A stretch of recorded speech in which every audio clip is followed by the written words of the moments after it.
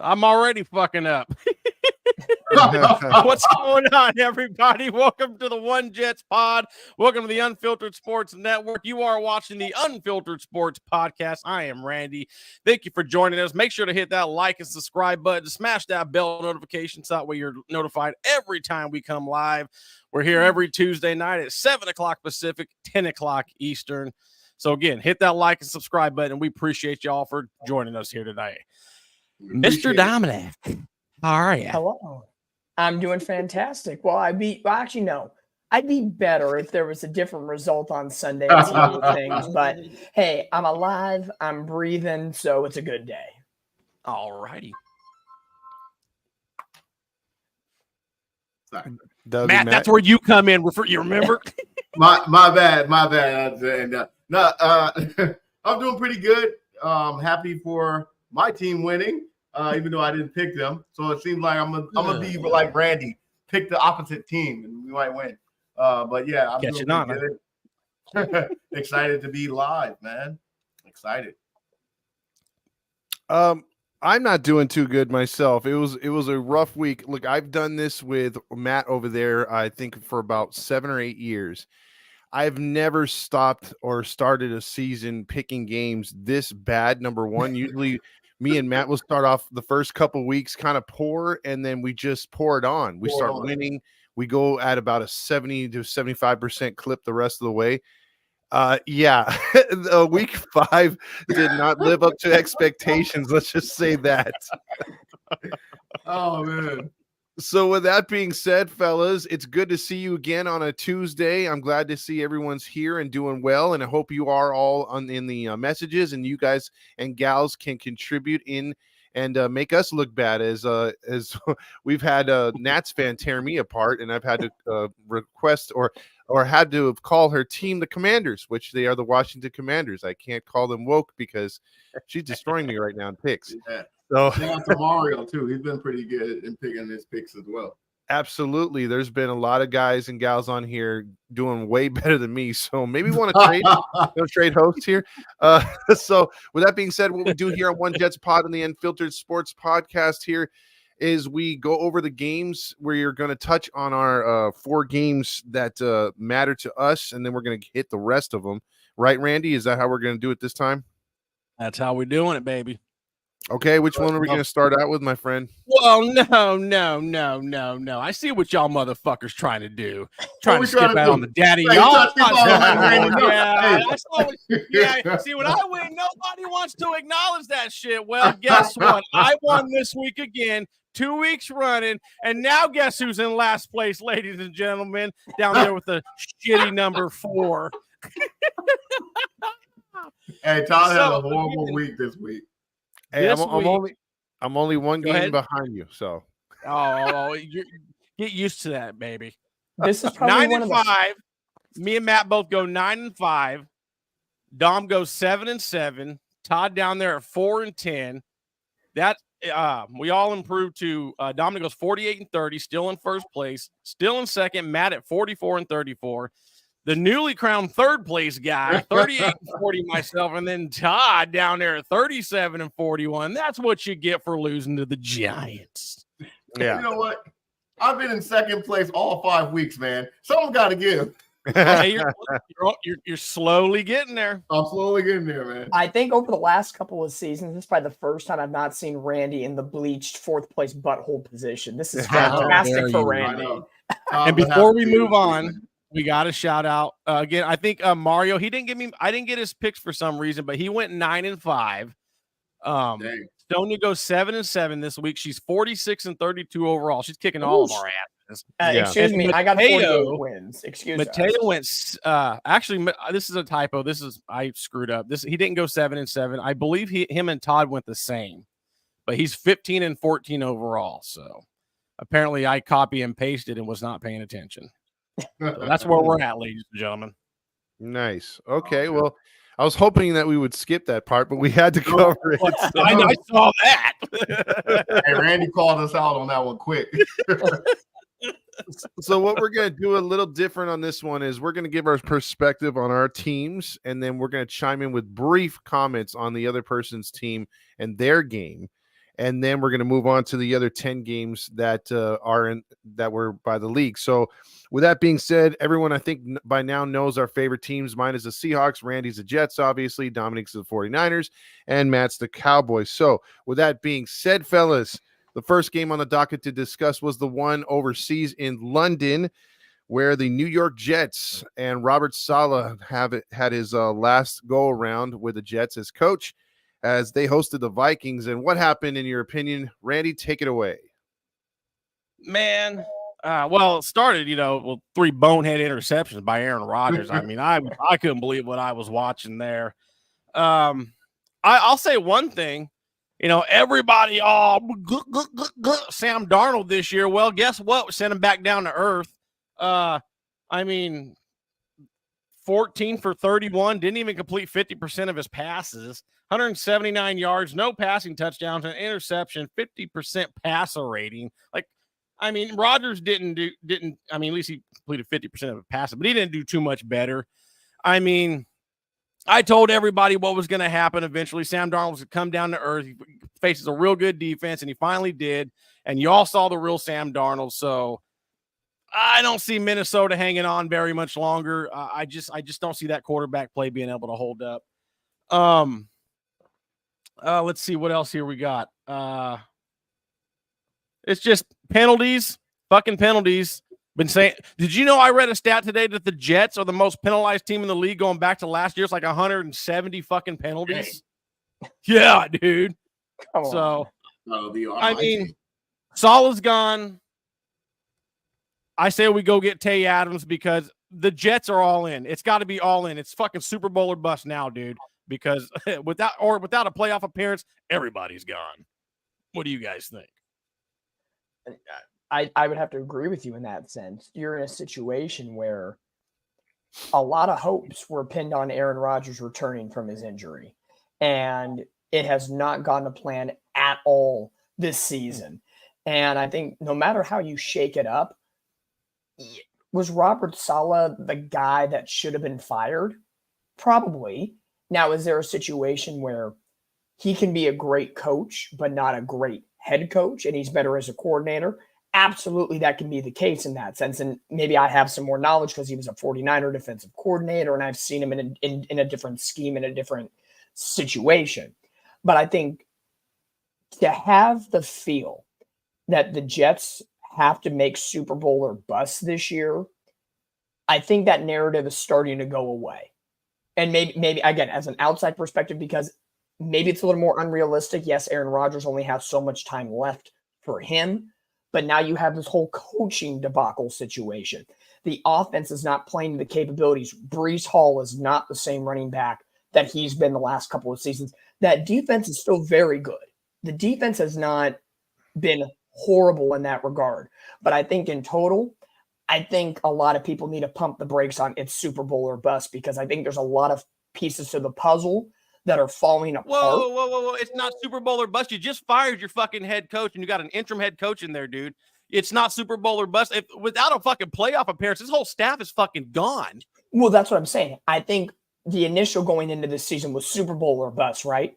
And I think there's still a lot of people that... I wouldn't say it was bust. I would say it was more at least make the playoffs, because we were feeling with Aaron Rodgers, we have at least one more year. Okay. So Super Bowl or bust, or maybe I'll say a deep playoff run, maybe the divisional round of the AFC Championship, whatever that pinpoint was. I think you got to come down off that a little bit, and like you said, at least make the playoffs and get into that next round of competition and see if you can strike fire at the tail end of the season and take momentum into the postseason. Because now that you're going to get your defensive coordinator, there's going to be a period of adjustment. And now you're in a situation where it kind of feels like you have to hit the reset button and find some sort of magic moving forward. Matt? I kind of agree with both of you guys. I picked the Jets to be, I think I picked them to win the division. I picked the Miami Dolphins, but I had them second. I did feel like they were going to at least make the playoff and make a deep run. But I got to be honest, man. Let's keep it real. Aaron Rodgers hasn't been playing playing good football in the past couple of weeks. Let's be honest. I gave him credit for when he got hurt and bounced back for a 40-year-old person to bounce back from an injury like that. I give him credit for that. But like Randy said, he threw some bonehead interception. He turned it on late in the fourth quarter, but, it was just a little too late. I don't think Minnesota played a great game. They did come down to earth a little bit. It could have went either way, but, the penalties crushed the Jets. Garrett Wilson did have a pretty solid game. Don't you agree, Randy? He played pretty good. Oh, yeah. Yeah, but I just think, I don't know. I think firing Robert Saleh was the great thing because let's keep it real. I think his record was 20-36 in the games he was there, or the games he coached. It's not a winning record. He didn't have the team together. He made comments last week that really just rubbed the. You don't talk about your quarterback. You don't put him on blast when you talk about his cadence. Come on now. That Rodgers been doing that since Green Bay, so it's been effective. Trust me, I know it's worked against us. So I just felt like there was a disconnect somewhere in the locker room. Let's see what happens after the firing. I'm with you, Randy. You bring in Devontae Adams, the goal with Garrett Wilson. Hey, we can see. Hey, they might turn it around. As of now, I don't trust the Jets completely. Their defense is still, I would say, top 10, maybe top 5. But as of now, I don't know. Offensively, it's nothing. There's something disconnect. There's a disconnect there, and I don't know what it is. Maybe it was the coaching staff, or maybe it was the players not, playing together. This is Rodgers' really first season because he got hurt last year. So, I don't know. Maybe they'll turn it around in the second half. But as of now, the Jets aren't looking too good. I'll say this first on the Vikings. I've seen the same song and dance for years now. I've watched Carlos, the guy who turned his back on me, was a huge Vikings fan, and I'll throw it out there. Whatever. He still is. Yeah, I've seen his Viking teams go 6-0, 7-0, start the season. He's singing their praises like they're going to the Super Bowl. And guess what? They either miss the playoffs or they choke out in the first round. I'm not impressed by the Vikings. I think they've played over their head defensively.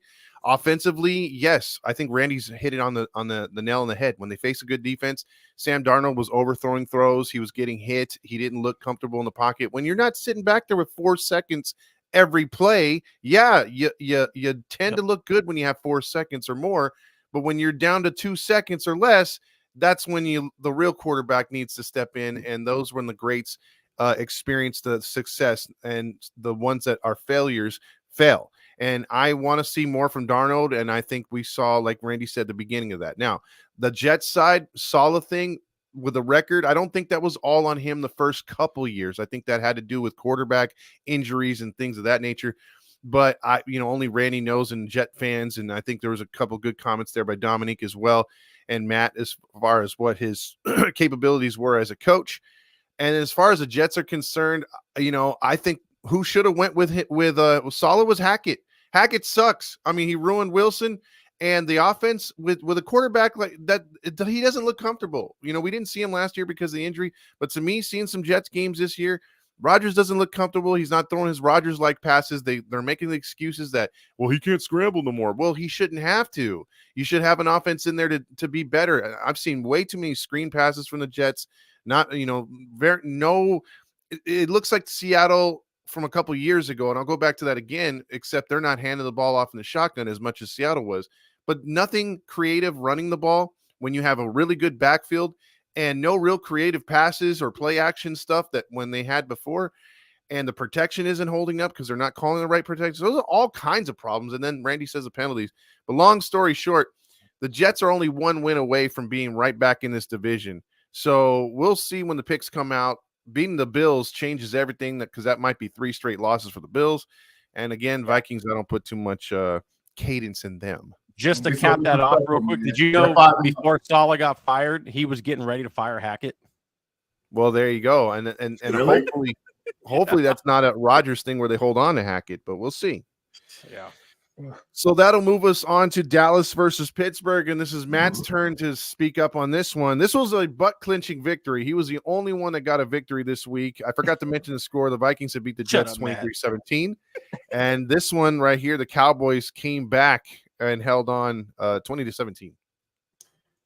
Yeah, I mean, like I said earlier, I didn't think the Cowboys were going to win.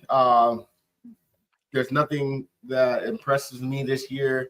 The wins against the Browns, that was nothing. But I got to admit, like you said, Todd, it was very butt clenching, so to speak, especially the last drive of the game for my team. 4th and goal. What more can you ask for from your quarterback? I mean, look, he had a horrible game. 2 bad picks. One of them, I don't even know who he was throwing it to. CeeDee Lamb was way on the other side of the field. He just threw it up there. I don't know if it was a bad read, but, dude, come on. 2 crucial picks in the red zone at that. The score should have been higher. We should have blew them out. I was impressed that we ran the ball pretty well. Last I checked, I believe we had over 123 yards on that top 3, maybe top team defense in the Steelers.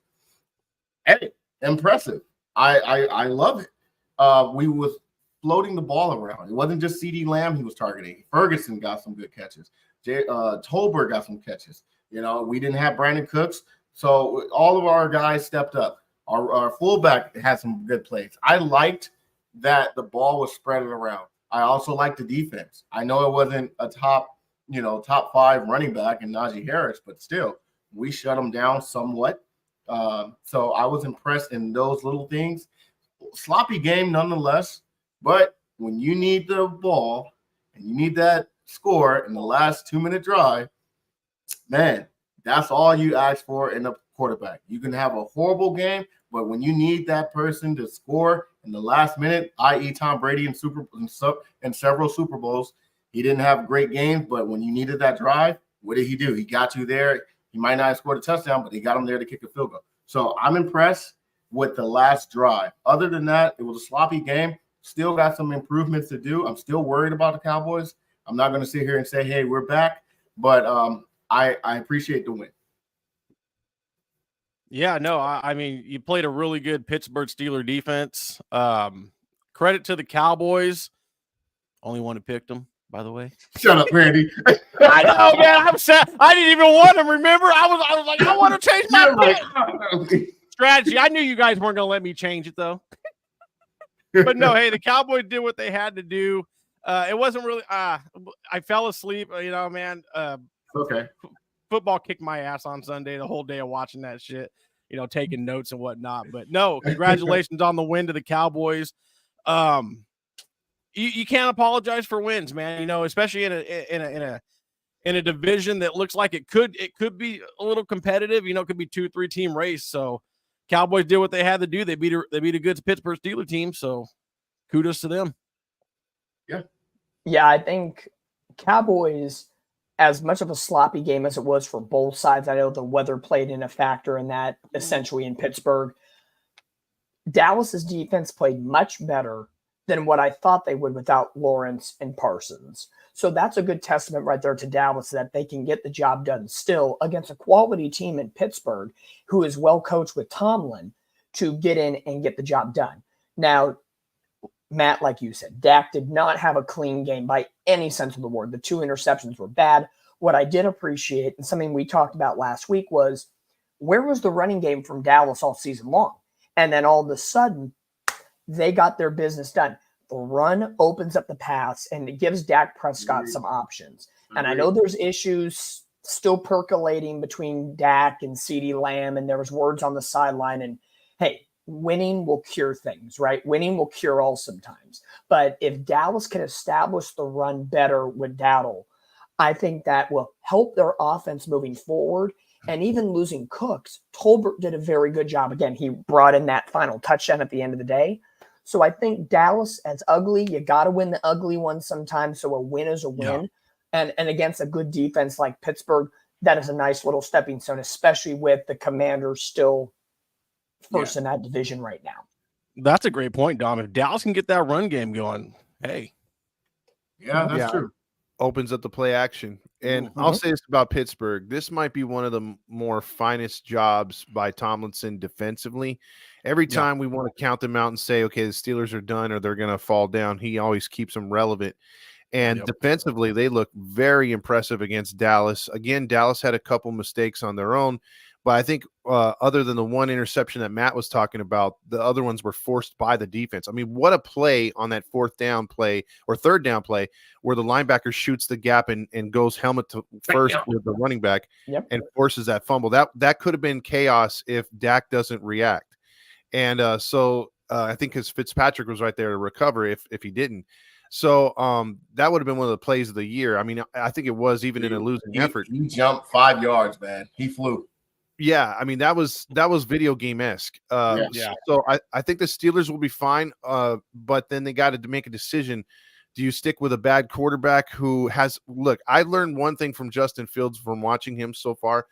He's got a hell of an arm as far as he can throw against his body with strength. He could throw with his body with strength, in the pocket with strength. He just is not accurate. I mean, he's just not accurate, and I don't think he'll ever be. So he's not the quarterback moving forward, but he's keeping it together because that defense is so good. And I don't know if Russell Wilson's going to give you anything either. So Steelers they're going to have to rely heavily on that defense. And as far as the Cowboys are concerned, I think you guys are all right. The running game's there. That play action opens up CeeDee Lamb, and then those timing routes, the Cowboys can put up a lot of points and fast. But it is figuring out that defense and trying to keep them healthy. That's going to could bite them in the ass the rest of the way. And also executing in the red zone. With the last couple of games, we haven't been pretty good in the red zone. Correct. Matt, hold your beer because I'm going to bring up some stats with my Niners in red zone. So hold your beer. Hold your beer. Speaking about hold your beer, I think Matt's going to have a stein with what Dom's going to bring right now. That's the next game we're talking about. First off, I was entirely shocked when I saw the final score. I was like, San Francisco got this. Niners Cardinals, and let's just say from my household, the Fox household, there was a lot of bombs being displayed by Steve, at least because she too is a Niner fan, and I didn't get a chance to laugh much, as we'll talk after this game, but I was laughing at first. But go ahead, Dom. No, hey, Steve, Elise, and I agree on so many levels when it comes to football, but this is probably one of the most, if not the most frustrating week as a 49er fan in the regular season over the last, I would say, 5 years.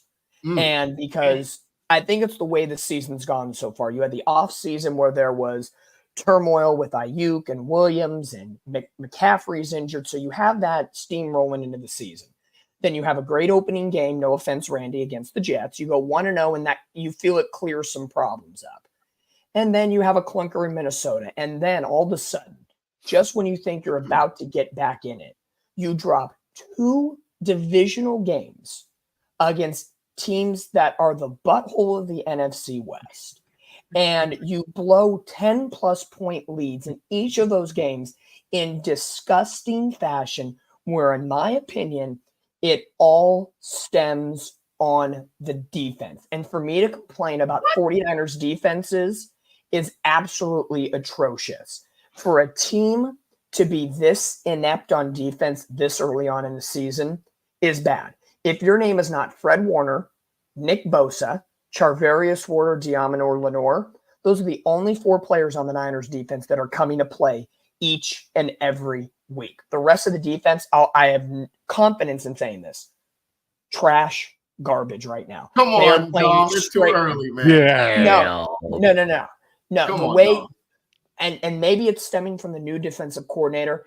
I don't care what defensive coordinator recently you've put in. It's the same scheme over and over. It's if you're in the secondary, let's just play 5 to 7 yards back of the receiver and let him get space.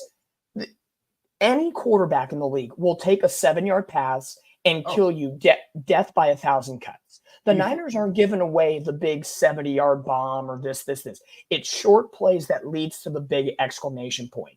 No one wants to play uptight man coverage, man-to-man, and just drive him down the field. No one wants to do that. The run defense has been good, not great, but in this game in particular, to allow Kyler Murray to roam around the pocket, get throws off, and have ample time in the pocket against that mediocre Arizona offensive line, bad. Nick Bosa was the only one that was even remotely getting pressure, and he ended up getting an interception in that game as well. Offensively, they have not been the main problem this year. This was the first game this season, in my opinion, that the Niners offense fell apart. First half, 23 points. They had a block field goal for a touchdown, so that helps the situation.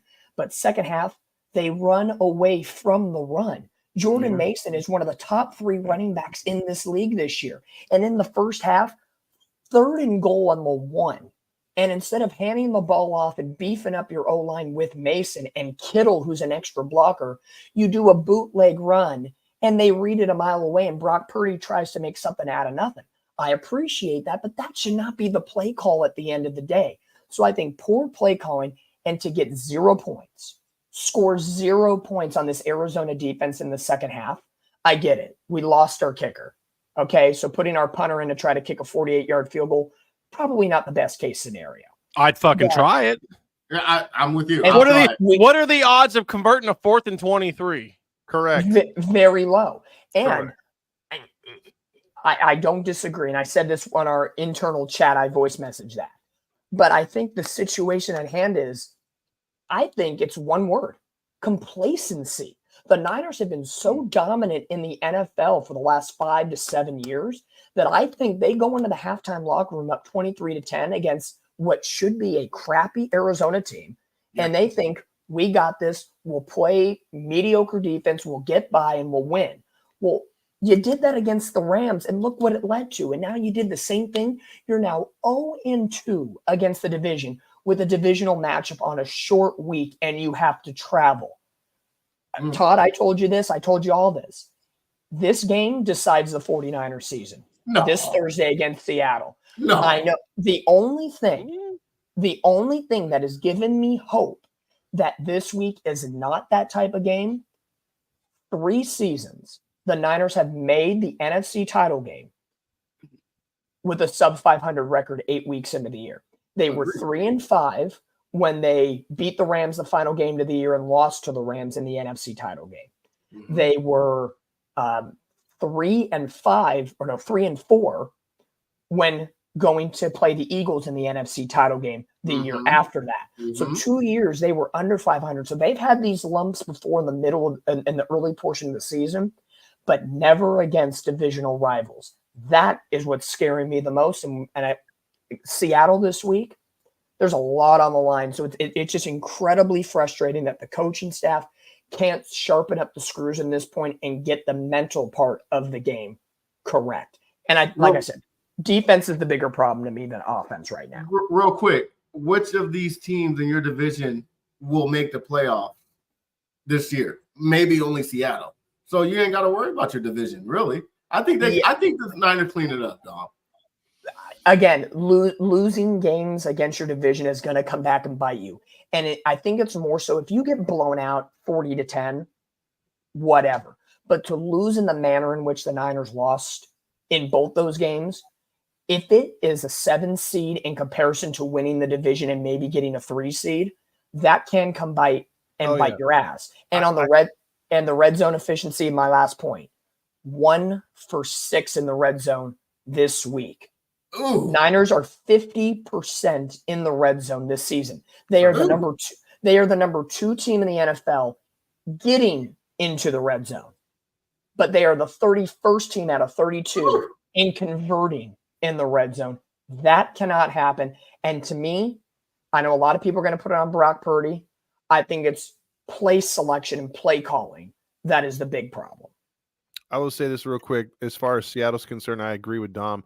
1-5 in the division last year. That's the reason why Seattle didn't make the playoffs. So that does make a huge difference. Go ahead, Randy. Okay. Oh, my bad. Or you wanted to jump on No. that? I'll wait till Randy.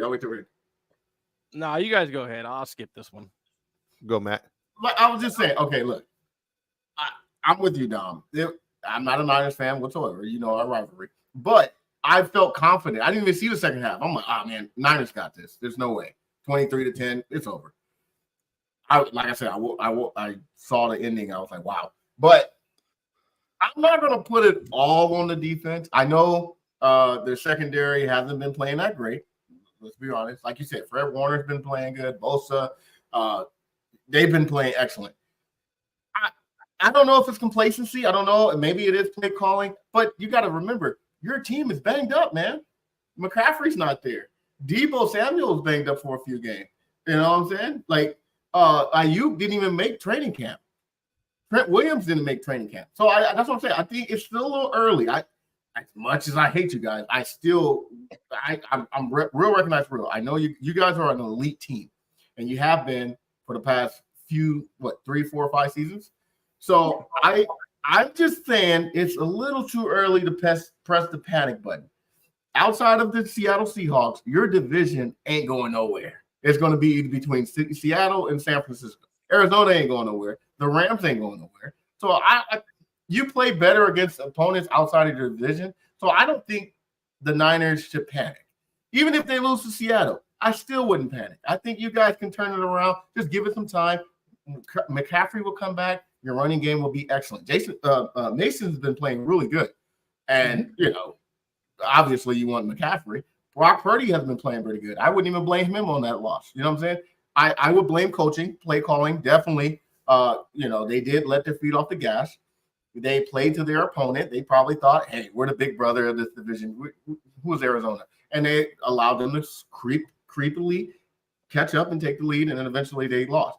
But to say, to worry a little bit, even if you lose to Seattle, Dom, me personally, I feel like you guys are good enough to still make the playoff and make some noise. Just like you said, that year you guys were 3 and 4. I think you guys were the 6th seed because we were the 3rd seed. You beat our ass and then advanced and played the Philly that same year. So I'm not worried about Frisco in the regular season. I want to see how it goes midway towards the end of the season, and maybe y'all going to make the playoff. I'm not worried about San Fran. It was just a bad loss. Randy, you want to jump in this one, or should I take this one? No, go ahead. Okay, so on this game, look, I'll just say this as far as the Niners are concerned. And Dominic brought this up in our group chat. This is a tough one if Seattle wins this week, because they'd be 0-3 in the division, and Seattle would have a 3-game lead on them. They'd have a 2-game lead on the Cardinals, depending on what they did, and the Rams 3 games or more. And the division's not over, but that's a nice little cushion for a team, Seattle, that's playing pretty mediocre in my team. But if the Niners win, it's a brand new division. Cardinals could win this week. Even if the Rams win this week, the NFC West wins despite Seattle. But it's definitely clinched because the Rams could only be a game out themselves. So it's not as bad as everyone thinks. However, it could go wrong if Seattle wins. I don't like these Thursday night games, but as far as especially being a divisional matchup, I think that should be reserved for just interconference games if they're going to do Thursdays. But this game for the Niners was devastating in a way, because I think the perfect scenario had to work for the Niners to lose. And it did, because the Cardinals had no business beating that Niner juggernaut in Santa Clara. And it just happened to work that way, from that opening touchdown to them falling way behind and then catching up. I mean, when is the last time you've seen a Niner team put up zeros in the second half? And their defense. Yeah. So, I mean, everything had to work right. The kicker, because even when the Niners, before that interception at the end of the game, the Niners were driving, and who's to say they were going to win that game, because they still needed a field goal. The time was running out, and who's going to kick it? You know what I mean? And would it work? Would they get a miracle, or would it be a pathetic field goal attempt? We don't know. It didn't get that far, but they definitely had every chance to win, with so many things like Dominique described going wrong. Give Kyler Murray credit, Todd. Nope, can't, won't. Give him credit. Before we go to Seattle, I really want, Randy, what are your thoughts on the Niners? Because I know perspective-wise it is different, since you are one team that has played the 49ers this year and seen them up close. Well, this is what I'm going to read notes from here on out, guys. So if I look like I'm reading from a script, that's what I'm doing. Go for it. I didn't see it coming. Sorry, what? No, I say it's all good. It's your note. Preparation is key, my friend. Go for it. Absolutely. The Niners had a 13-point lead only to squander. The Niners defensive coach, Nick Swartzen, might be the weak link here. The Niners have not played well on that side of the ball outside of the Monday night opener. I also don't get why you'd go for it on 4th and 23. You don't have your regular place kicker, but at least attempt it with the punter. The odds of converting a 4th and 23 are not good. Horrible coaching decision. Niners fall to 0-2 in the West with a trip to Seattle on a short week, which if they lose could really kill their chances of repeating the West champs. That's what I got. Well, those are good bullet points, Randy, Yep. right there. Yes, sir. It's, it's one of those situations where, am I fully pressing the panic button? No. But when it comes to the division and it's hovering. We're in that phase. It sounds like you right there. Because it's a combination of the way they've lost and what is on tap. Because after Seattle, they'll have 10 days off, and then they have the Chiefs, the Cowboys, and then later in the year, you got quality teams: Tampa, Detroit, Packers, Buffalo, going to Buffalo. Win, dog. I know, but it is an uphill battle that you would rather want to go into those games not coasting, but coin flipping. Like, we're prepared, but if we lose, it's okay. Not must-win situation type football every single week in a dead heat battle. I got you. Hey, real quick, for Dom, my tail asked a question. It's related to this question, the topic. Is Kyle Shanahan on the hot seat? No. He's had too much success. I would fire the defensive coordinator there before I fire the head coach. Yeah. Robert, I hear Robert Saleh is available. Well, that moves us on. Speaking of defense, to my Seahawks losing to someone's Giants. Yeah, 29-20 at home. Again, and this used to be the house of horrors for most teams that play like the Giants do, and even good teams. Not so much. The Giants went in there in a hostile environment, and credit to Daniel Jones. It's easy, again, to throw when you have time. I've watched plenty of Giants games, and when they play the Commanders, when they play other teams, the Cowboys, one thing that I always see other teams do when they play the Giants is press coverage, and they blitz the hell out of them. And usually Daniel Jones turns into a turnover machine. And we didn't do any of that. We decided to play 5 yards off the ball. We never hand checked or pushed the receivers, and it was slants, death by slants all day. And then, because running the ball, they didn't do much. And it was pathetic to see, again, right when I want to say, hey, I know the pulse of the Seahawks. I know that they're going to do this, or their plan is this. They've switched it up. The first 3 weeks, they look like a different team defensively. Now they're not blitzing the last 2 weeks. They're not playing press coverage the last 2 weeks. And on offense, you think, okay, well, they did good against Detroit. They opened the playbook up. They went back to conservative again. They went back to, hey, it's 3rd and 1 or 4th and inches. Let's punt. What are you doing? And then it's like when you see different plays, like okay, Metcalf's beating him one-on-one. The commentator's like, hey, they have a one-on-one situation. Our boy Geno Smith is not reading blitz coverages. Like, he's taking forever. I mean, they're getting up to the line so that they can call plays, look at the line, see what the defense is doing, and then adjust to that. And he's not calling the right coverages, because when he gets up there, he has 14 seconds to play with. He's telling receivers to change routes. He's doing this. He's sliding coverage the wrong way. He's getting lit up, and then you see the blitz coming. That should tell you, even in high school, I've got 3 seconds or less to throw the ball. I've got to get rid of it. My pocket's going to collapse. No, Captain Geno holding on to the ball again, doing stupid things, costing the Seahawks. And then again, you're going back to Pete Carroll days, in which, hey, I like close games. Hey, let's let the opponent, run more plays than we are and double our time of possession. I, as a Seahawks fan, can go back the last 5 years just like Dom did, and I can tell you, every time we lost a game, the majority of the reasons, you could take the turnovers out of it, you could take the bad play calling, it was always time of possession. You limit your team's chances of possessions. You put more, you're giving easy first downs via penalty, or just because of bad defense, 3rd and 7, 3rd and 14, allowing them to get first downs. You're taking chances away from your offense to actually do things. And the offense, for the first time in a while, yes, their offensive line sucks right now, but when Geno has some time, this offense can score with the best of them in the league, despite what people think of Geno, and the run game too. And when you're limiting your team, you're limiting the chances to win, and that's a recipe for a disaster. And unfortunately, I mean, look, I chalked up this team to being 3-2 in the preseason on our picks at this point, because I thought we were going to lose to the Tua Dolphins and we were going to lose to the Detroit Lions. Now we got a very good break, and when Tua went down with that concussion, I'm thinking, okay, no worse than 4-1. No worse than 4-1. Detroit game, I would have loved for them to win, but hey, things happen. Detroit's a very good football team.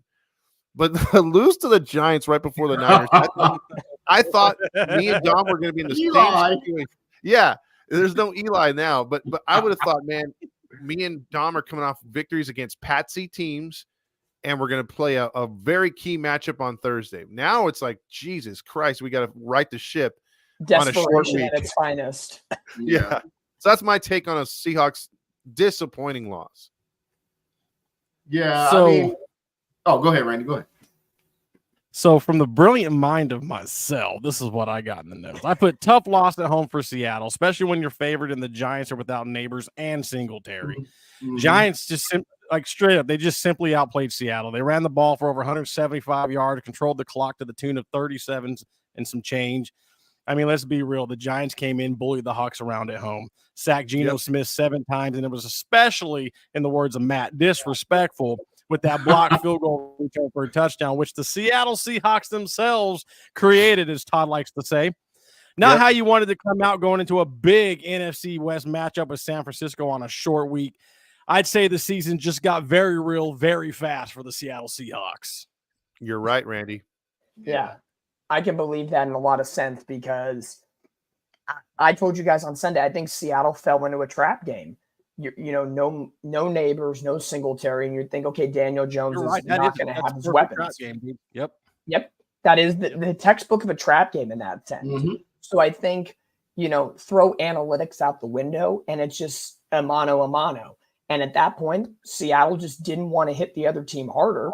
And they thought still that even if they worked 50% of the way, they were still going to get the win. And I think that's where the 49ers and the Seahawks were hand in hand, very similar. I think they knew they were much better than the opposing team that they were playing, and they rested on their laurels, thinking that just because they're the big brothers of the NFC West and the league, that they can figure things out and just skate by and get to a short week on Thursday. Not the case. So, we all fall into the trap games, and Todd and I can commiserate together that if at any point later in the year we have to look back, this could be a week where both of our teams can be like, that would have been a difference. Yep. Yeah, I agree with everyone. This was definitely a trap game. Like you said, no Neighbors out on concussion protocol and no Devin Singletary. I believe Seattle just felt like, okay, Daniel Jones, we got him. So they played soft and they didn't hit him in the mouth, and Daniel Jones did play pretty good. Geno, like you said, got sacked 7 times. That offensive line for Seattle didn't protect him.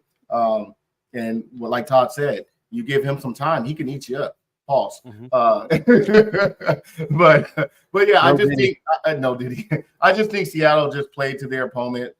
They felt like they were probably superior. And, when you play to your opponent like that, sometimes they can just punch you in the mouth instead. And I think that's exactly what happened. I don't think Seattle, is a horrible team whatsoever.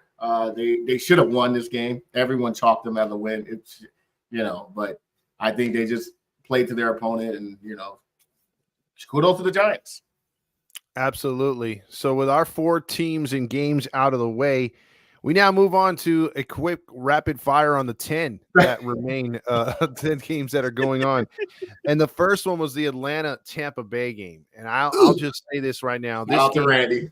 I think all 3 of the 4 of us on here went to sleep after that pick by Kirk Cousins. We thought this game was over. I turned it off, and it wasn't until I had to take a pee in the 3 a.m. that I saw Randy say, "How about them Falcons?" I'm like, "What are you talking about?" They lost.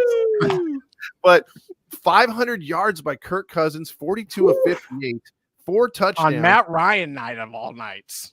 Yeah, Matt Ryan. And here's the thing, real quick before, because the Falcons won in overtime 36-30. Thoughts on this game? And there was something that was said when they showed Matt Ryan's name going up in the Ring of Honor. They actually said, well, there's one stop there before Canton. I don't agree with that. That's just my take. I want to get your guys' thoughts on the game. And if you agree that Matt Ryan is a shoo-in for the Hall of Fame, like the commentator said. I'll say this. I put, if you love touchdowns, this was the game. 42 points in touchdown passes alone. Great showing by both quarterbacks, both completing over 70% of their passes. Cousins throwing for over 500 yards, breaking a team record on Matt Ryan night. Honestly, though, even though I picked Atlanta, Tampa Bay probably should have won this game, but they let up in the second half, only scoring 6 points after scoring 24 in the first. Tampa's a good team and can compete with anyone. It's just their head coach might be the one holding them back. I just don't trust him in big games. Yeah, I think in this case scenario, I think this was the game Kirk Cousins needed to kind of jumpstart that Atlanta Falcons career. I think you see Matt Ryan, you get the pageantry, Thursday night football, prime time, and he needed a ball out. Tampa Bay, and right now their defense is very good, but Falcons are not using Bijan Robinson to run. This is a pass. This is a pass-happy team with Kirk Cousins. So overall, you needed 500 yards to win this game. And yes, Tampa Bay letting up in the second half, they can commiserate with the Niners and the Seahawks and thinking that they had it at half. Mm-hmm. Tip of the cap to Atlanta. They wanted a rally, and the home crowd loved it. In regards to Todd's question, I think if Matt Ryan gets into the Hall of Fame, it'll be slim margin. He is not a first ballot Hall of Famer. Not first ballot whatsoever. Yeah, I agree with that. Yeah. Look, I ain't gonna lie. I fell asleep when that interception and I woke up to Randy saying, "Yeah, man." I'm like, "Wait, what? Get out!" So I didn't even see the final plays of what happened and what led to the overtime. I know Sung Ho Koo and whatever the kicker kicked it in overtime. But anyway, all I'm gonna say is this: it was a great game. Some young guy. Yeah, it was a great game leading up to the interception that I saw. I picked Atlanta to win that division, so that, I'm happy for that. But to be honest with you, I agree with Dom. They're not using Bijan Robinson to run as much as they should. But, Kirk Cousins has always been a good quarterback to me. He reminds me of a lesser Dak Prescott. And not only that, he proved that he can win in prime time. If you look at his prime time record, it's not that great. So he shattered that record completely with over 500-yard passing and 4 touchdowns. Dude, if you had him in fantasy, you pretty much won that week. So give it up to freaking Atlanta and Kirk Cousins. Imagine someone who had Kirk Cousins and Joe Burrow this week. Oh. Yeah, imagine. I'll say this: that was a big victory for the Falcons, and a one of those games where you're like, "Damn, dude, it's 3-2. This is gonna be a good division fight for these two teams." Yep. And by the way, last thing on Matt Ryan: if Matt Ryan gets into the Hall of Fame at any point, Matt Hasselbeck should be going in with him. Similar numbers as quarterbacks. I'm just saying, similar numbers. And Matt Hasselbeck. Hasselbeck is never talked about as a Hall of Famer, and I don't agree with him being in the Hall of Fame either. So that's why I'm so adamant on Matt Ryan shouldn't be there either. But that's just he don't got a nickname like Matty Ice, so he's automatic. Hey, Hasselbeck has fought for us bald guys for a long time. So let's shit. Anyway, Hasselbeck was a decent quarterback, though. That's what I'm saying, but that's it. He was decent. All right, let's move on to a game where if you have a family relative that's coming from another country and you say, "Hey, this is American football," you don't put this game on. That is the Miami Dolphins going into New England to play the Patriots. You don't want this as a showcase. The Dolphins walk away with a 15-10 win, and you look at this as far as the Miami coach, they showed him about 500,000 times as well. He's black, remember? Yeah, the black guy. They're like, check out his high water pants, and then he's also black. But no, they were showing him over and over and over. And this was a game where the Dolphins wanted to lose, apparently, and the Patriots got to be kicking themselves. There's a hardcore Patriot fan that thinks that this team needed a win or two here, and this was going to be one of them. They got to be disappointing because they had every chance to win this game, and they just blew it.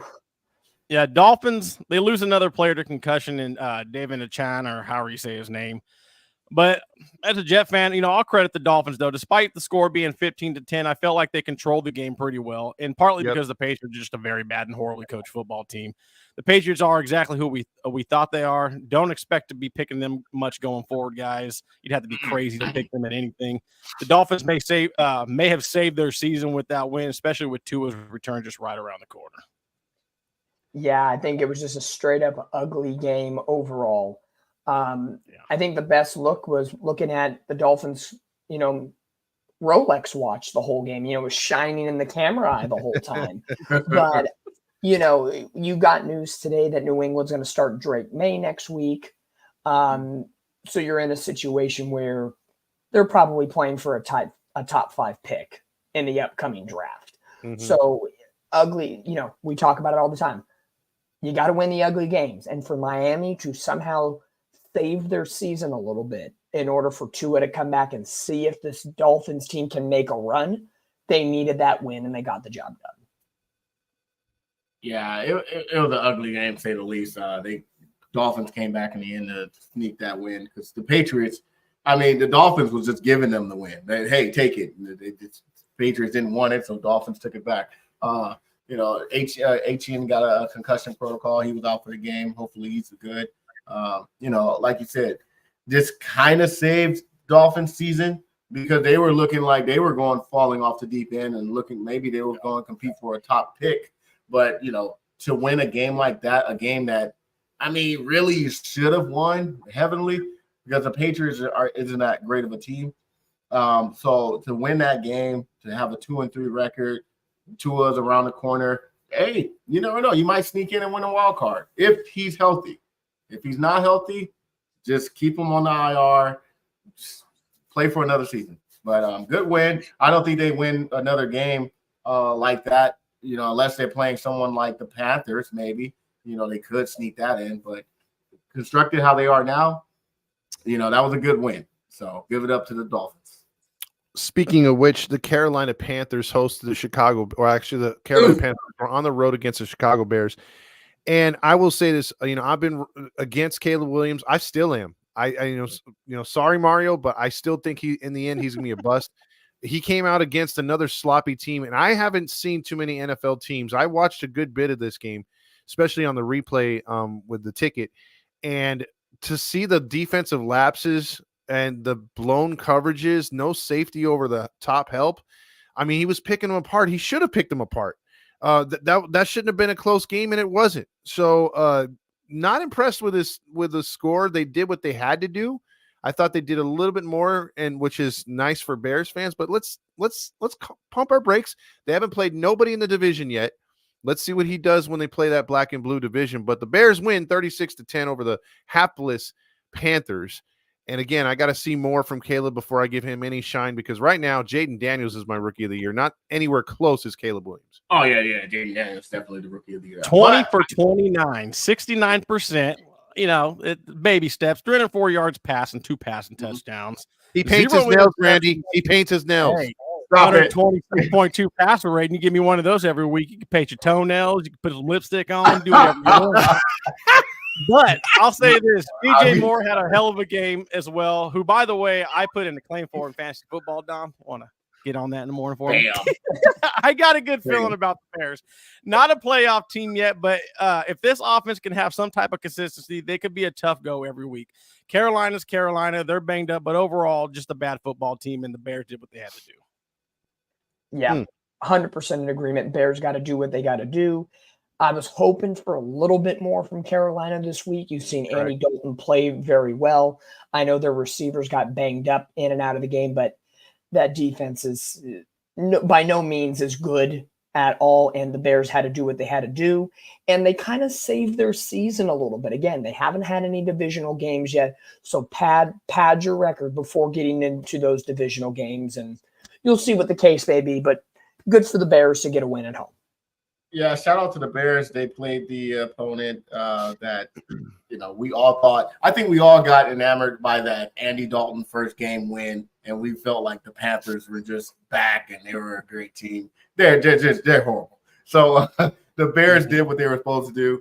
I apologize for not picking the Bears. I really thought the Panthers. Me too. And Andy Dalton, a veteran, would do good, but man, the Bears kicked their butt. So shout out to Caleb Williams. He had a good game. Like you said, you give 120 passer rating. You got 2 touchdowns and over 300 yards. You can paint your fingernails, your eyelids, your toenails. Shoot, anything. You give me that, you're good. Look, so those are good takes on that game. This is for me the first of 2 games outside because I'm not even going to count my Seahawks, but outside of my team. that I counted as disappointments as far as my picks, and then as far as thinking that the team would react a certain way. Now, Trent Richardson being down for the Colts to me is not a bad thing. I think it's a good thing, and that's sad because I think too he's a bust. And you had the old man come in there, and really it wasn't on the Colts offense in this game. They scored enough points to win, but losing a shootout to surprising Jacksonville on the road. The Colts lose 37-34. They scored 24 points in the fourth quarter, by the way, to even get in the game, but they started slow, but then they got it going. Lose 37-34. Jags season not over, but it's still on life support. Colts took a bad loss, guys. I mean, they could have been 3-2, and then they could put Richardson back in there whenever he's healthy, try to get him going. But Flacco, I think, didn't lose this game. Agree or disagree?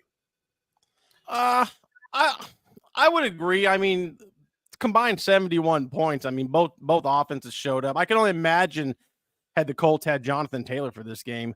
But, Trevor coming into this game had only completed 53% of his passes. I'm like, did they not watch film? The Colts allowed him to rip them by completing over 80% of his throws for over 350 yards. I say with this kind of defensive play, the Colts are gonna burn their offense out. Don't be surprised to see the Colts start to flame out late if this continues. And who knows, maybe this woke the Jags up. Maybe. It saves the job of Doug Peterson for a little bit, but Sure. The Colts need to look at what the Cleveland Browns did last year with Joe Flacco. He took them to the playoffs. He did what they had to do. And I would keep Joe Flacco in until there's a situation that warrants Anthony Richardson coming back. I really do. And I agree with you, Randy. Not having Jonathan Taylor is a huge piece to their offense. I think that changes the complexion of that game, keeps them on the field longer, the time of possession situation with the run game. And, of course, that would give Jacksonville less time to put 30-plus points on the board and defeat the Colts. So, combination, leave Joe Flacco. There's no reason to take him out in this moment right now. Let Anthony Richardson develop under Joe Flacco. I agree with Dom 100%. I don't blame this on Joe Flacco whatsoever. Keep Richardson out as long as possible. Flacco's been doing pretty good. Let him keep playing. He's a veteran. He even showed a little mobility. You saw that little, 15, 20-yard run he did to get the scramble? Hey, I like it. I'm with you. Yeah, I had to turn the speed up on my TV to watch that one. Yeah. I'm with you. Without Jonathan Taylor, the Colts are a wholly different team. You're not winning without JT, 100%. And give Jags credit. It was an ugly game on paper, but it turned out to be an excellent, exciting game to watch. It went down to the wire, a lot of scoring, back and forth. What more can you ask for? I still think the Jags season's over. They're 1-4? Come on now. Yeah. I think Peterson is on the chopping block for sure. They might lose their next 2 games if you look at their schedule. So the defense of the Colts pretty much gave that win away. So don't blame it on Flacco. I keep Flacco in for the remainder of the season. Timmer 20 and Mario both brought up something we missed on. The Colts just can't win in Jacksonville. Jacksonville's had their number lately. I forgot to bring that up. Yeah, they've pounded them. Now, another disappointing team we're going to talk about here, and then one that Nats fan is rejoicing about. Her quarterback, Jaden Daniels, 4-1 now as a starter. And Steve Lee's told me, man, he looks cocky, but he can back it up. And I think he's, you never see a rookie quarterback smiling during the game, and he's smiling because he's feeling it. He's got the flow. He's got the mojo. And against a very good Cleveland team, well, on paper. No, I'm good. Defensively, they've been banged up, but this is the same team coming back from last year. The Browns have been obliterated, and to see one thing, because the game was no contest. But I'm just going to say this real quick, guys. I don't know if you saw it, but Deshaun Watson walking off, calling a timeout. There's still plenty of time on the play clock. He either wasn't translating the play right, wasn't calling it right or something. Walking towards Stefanski. Stefanski was just lit up because they were going to take a delay of game when they shouldn't have, and they were in the red zone. So, man, how bad is Cleveland, fellas? And are you impressed by Jaden Daniels? Well, I'll say this. I've been saying this all year, and this Washington team, they're the real deal. They've scored 34. They scored 34 or more points 3 times in their first 5 games. They've outscored their last 2 opponents by a score of 76-27. Jaden Daniels is now getting chatter of possibly being a rookie MVP. Over 400 yards total offense. 200 of those yards came on the ground. The Browns are just fucking terrible. Losing by 21 on the road. Watson looks really bad and unfocused. It's time the Browns made a switch at quarterback. They need a spark. If I'm a quarterback needy team, I'm hitting up the Browns about Cooper as well. Get Cooper out of there, man. I mean, it's only going to cost the team about $600,000 to take him on. Get that man the fuck out of there and on a contender, because the Browns are trash. Browns are trash. There's no need to add to that. Deshaun Watson past the prime. So many issues for the Commanders. Daniels has been phenomenal. I said this from the get-go. I think even in our preseason, pick'em show, I thought he was going to be the best quarterback coming out of this QB draft this year, and he's proved it. I think where the Commanders really need to focus on defense, that even though they held the Browns to less than 20 points, the Browns are trash.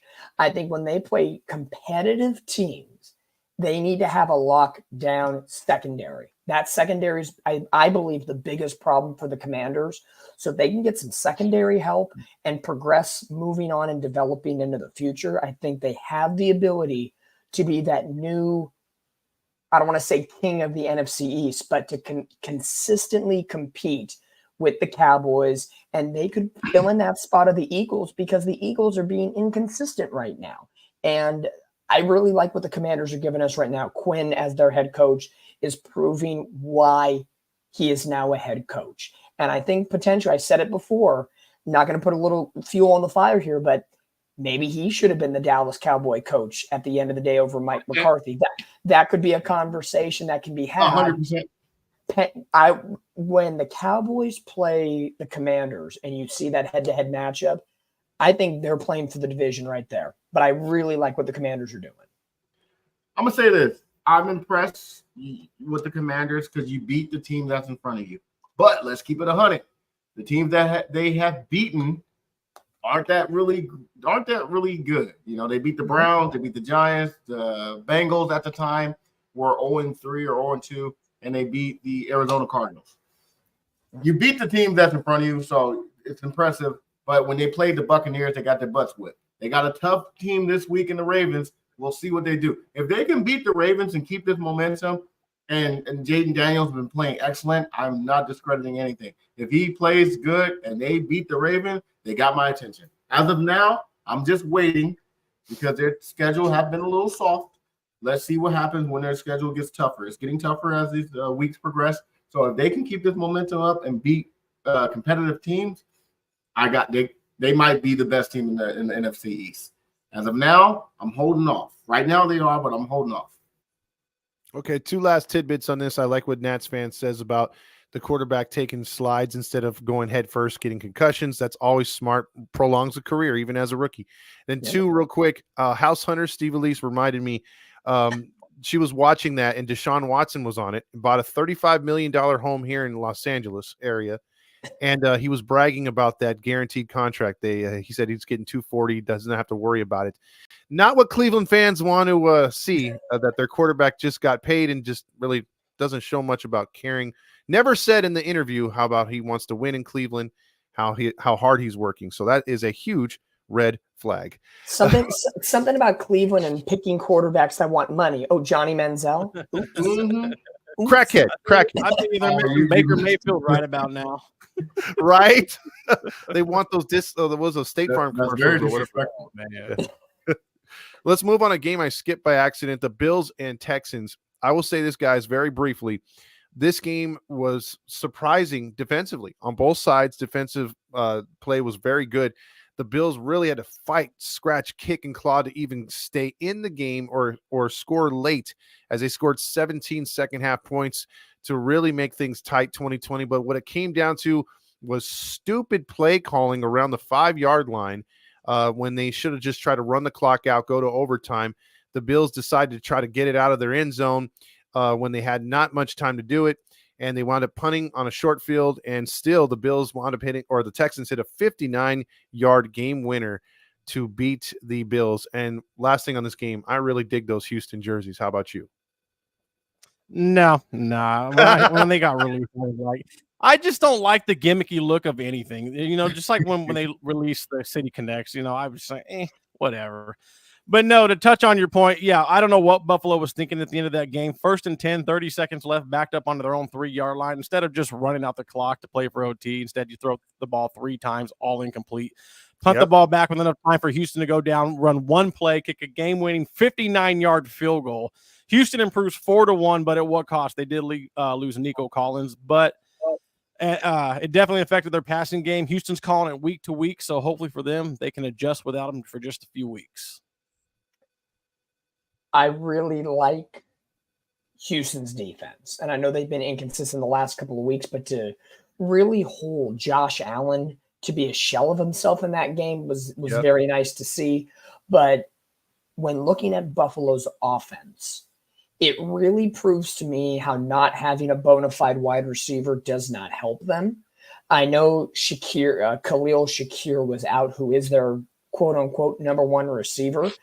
I think if Buffalo wants to compete, and let's remember, Von Miller is out for 4 games due to conduct issues, and their defense still played pretty good. If Buffalo wants to compete truly in the AFC, they need a wide receiver. Devontae Adams could be the guy in Buffalo if they really want to go for it. His route running ability to pair with Josh Allen could be a nice little lethal force. James Cook as the running back, a couple other complementary pieces. That could be the missing piece for Buffalo. So it'll be really interesting to see what they do moving forward towards any trades. But tough loss. I know Josh Allen was hit a couple of times, so he was out for a couple of plays. But 2 scrappy teams. It was a good game overall. Yeah, I'm with you, Dom. It was really good games. Both scrappy teams. Both of them try to find their identity because Buffalo for the first 3 games looked like the best team in the league. Now they've come down to earth, and I'm with you. Not having that key number 1 receiver, it's finally catching up to him. Josh Allen was able to win those games, the first 3 games, practically by himself and spreading the ball, but you need that number 1 guy. You need that guy that's going to be someone you can rely on. Adding a Devontae Adams, who knows? It could take him to the top, but you need that guy to push you to the playoff and get you past in the playoff as well. So shout out to the Houston. They played pretty good, and I don't know, is Buffalo coming down to earth? What's up? What's happening in Buffalo? Yeah, we'll find out in this next matchup or 2, especially. We'll talk about that. Yeah. That'll move us on to Baltimore and Cincinnati, where if you like missed tackles, then you like the Bengals defense. They can't wrap up to save their lives. And credit Baltimore, and I'll say, a great play in this game by God, what's his name? Why am I blanking on his name? Number 8, the quarterback. For the Ravens. Lamar Jackson. I can't remember Lamar, but Lamar, he did have a really good game in this. You're giving him credit. Both defenses were bad, but Lamar made plays when he had to. And this game could have went either way. If the Bengals make any tackles, they should win. Burrow, I thought, said the best comment out of this, in the press conference when he said, basically, we're just not a good team. We're not playoff caliber. So, and he goes, I hope we get there. But we're not championship caliber, I think is what he said. So you guys agree or disagree? Are the Bengals on life support themselves? Can they rally? And was it a disappointing win for the Ravens, knowing the state of the Bengals? I'll say this. I know I fool around and give Burrow a bunch of crap. He's a really good quarterback. This, like the Bengals team, I don't know. They're just playing mediocre. I mean, they got a prime opportunity in overtime with one of the league's top quarterbacks, and they run it 3 fucking times. You tell me. Never mind, the man just tossed 5 touchdown passes, and then you missed the kick on a super shitty hold. The Bengals coaching staff seems to be the one holding this team back. It's a waste of a great game by Burrow. You can tell he wasn't happy at the end of the game. What makes it worse is it was a division game. As far as the Ravens go, Derrick Henry continues to prove to be a very good addition to their squad with that, he had that 50-plus yard run, despite not having his best performance. But the Ravens look to be a lock to win the North this year, I think. Yeah, I think it was one of those scenarios where, like I told you guys last week, Cincinnati shows up to 3 games. Kansas City, Buffalo, Baltimore. That's it. And they showed up, and they should have won that game with all the points that Randy just made. I don't think it's Joe Burrow's fault. Their best drive. Yeah, and I think Jamar Chase, T. Higgins, they have good receivers on that team, but that defense, year after year, we have talked about that, and especially the offensive line for Joe Burrow, and they think they get the pieces, and it never transpires, and it never works. So that's why I'm still a firm believer at the end of the day, if Joe Burrow continues to be vocal, someone's getting fired. Yeah, I don't know who is. It could be a coordinator. It could be the defense. Someone is going to get fired, and someone's going to have to fall on that sword, because for Cincinnati to be 1-4 in a team where this year in the NFL in general, it is, to me, not even the Chiefs at 5-0 impress me. No one team in football has impressed me from beginning to end. The closest team, I don't even know, maybe the Commanders a little bit, but they have defensive troubles. There's really no team from top to bottom that has thrilled me all 3 phases of the game consistently, even through the wins and losses. So if they were able to pull off that win and be 2-3 and just 1 game back of Baltimore, that changes a complexion immensely in that division. So to blow it in that sense it's a tough blow right there to the jungle in Cincinnati.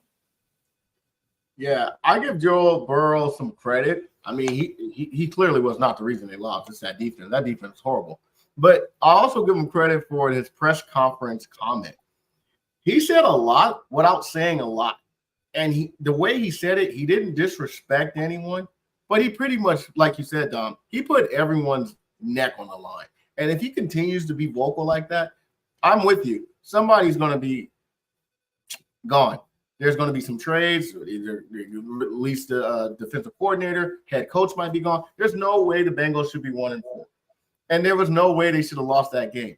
That game was impressive. Joe Burrow was impressive. Jamar Chase had almost 200 yards himself in receptions.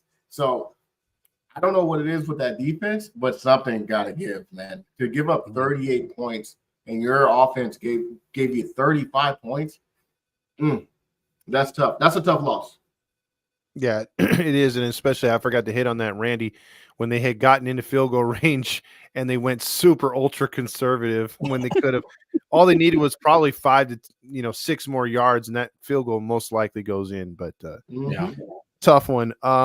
Moving on. Now, you guys know I don't like the Broncos. They used to be in our division, and when they wore these colors that they wore on Sunday, I hated John Elway, and the Broncos kicked our ass every week. But I will say this.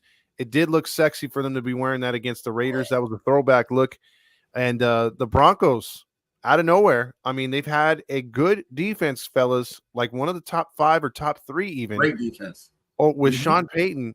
And Bo Nix is starting to play like an NFL quarterback. Maybe not the first few weeks, but he's starting to settle in a little bit. I mean, he's not impressive like Daniels, not close.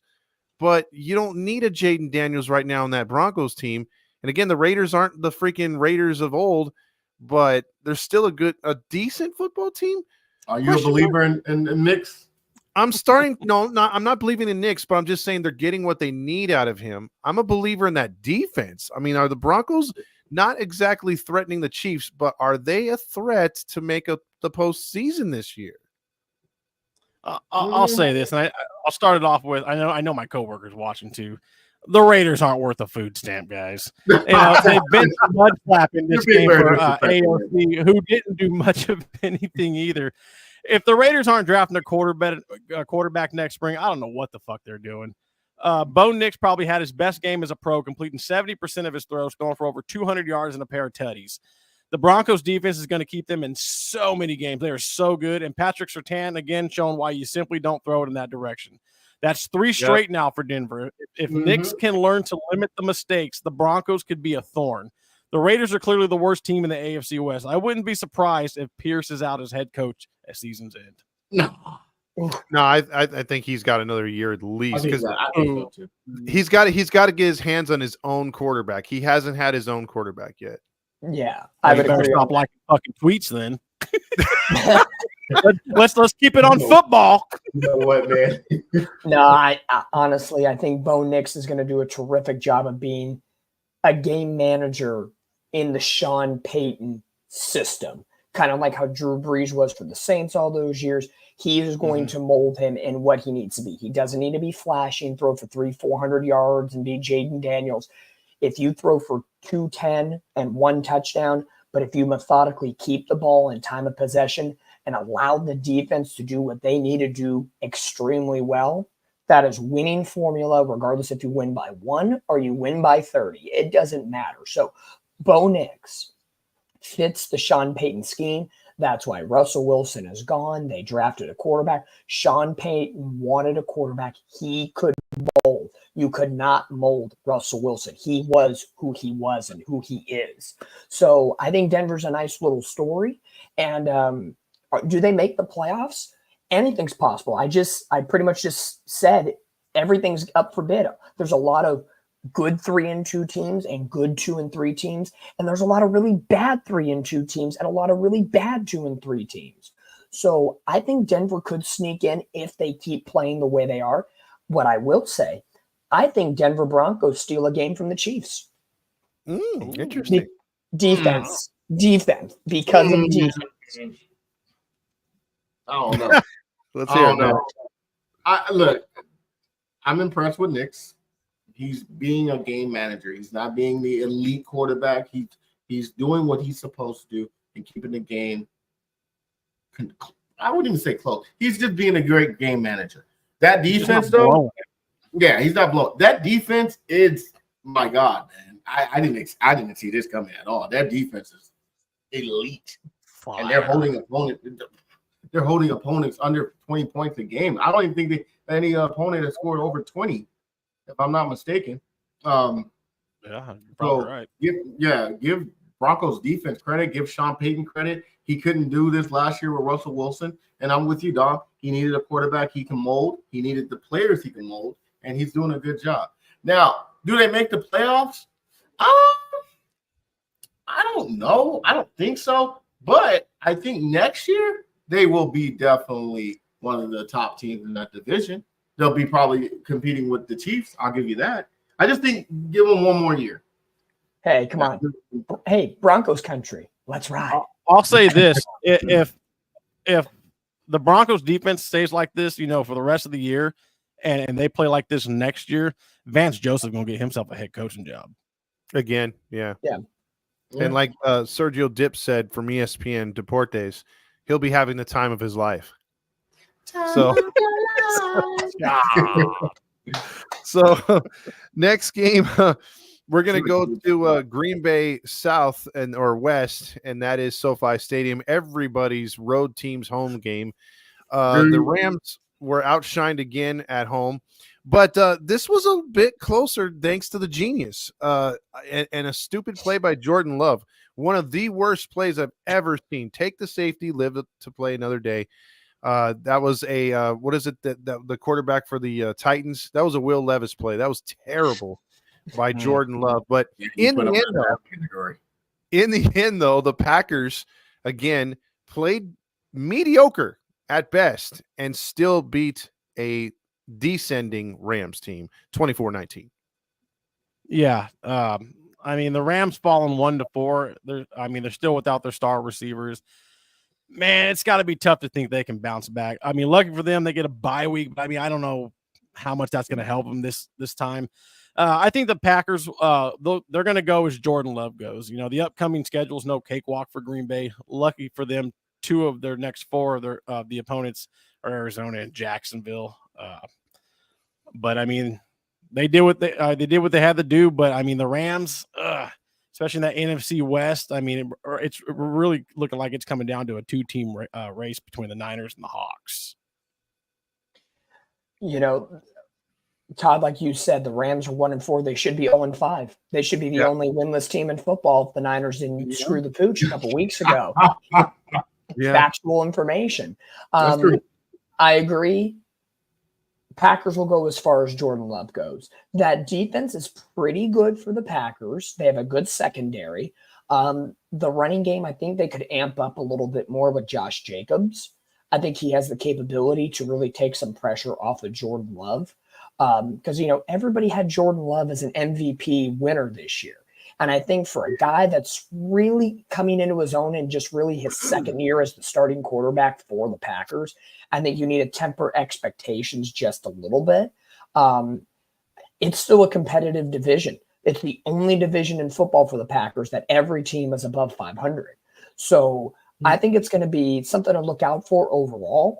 But I think the Packers are a good squad. I think they could get a wild card spot. But I think it's all up to Jordan Love. I think and Matt LaFleur is a great coach, and he'll know how to make those adjustments. Yeah, I'm with you. The Packers are a pretty solid squad. I could see them making a wild card for sure. I think this year is Minnesota's division to win. I also believe that the Rams could be, on the flip side, 5-1. I don't think they got blown out in any game. They've lost close games. You know what I'm saying? It was 24-19. The game they lost, I think they lost last week to, I'm drawing a blank. They lost to the Bears. But it wasn't a blowout game. So, well, they got blown out by the Cardinals. Okay, one game. You're right though. Other than that, they've lost or won a game by a less than one.